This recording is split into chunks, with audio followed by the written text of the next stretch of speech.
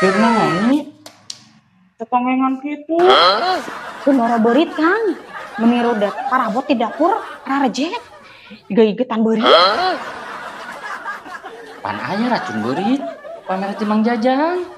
Oh nya Kang, poho, diteunin nalur lemari. Kela Kang bawa heula.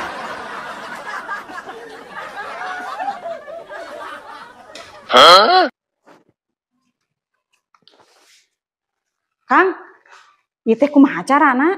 Dihijikeun jeung dahareun atawa kumaha nya? Bisi nyalahan.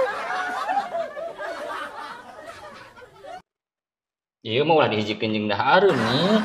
Keunleun we, golerkeun. Nya atuh Wang cobaan Kang. Oh nih, panggieunkeun teh manis lah. Nya kedeung, keong jeunkeun. Nih, ieu. Naon deui atuh Kang? Ieu racun berit.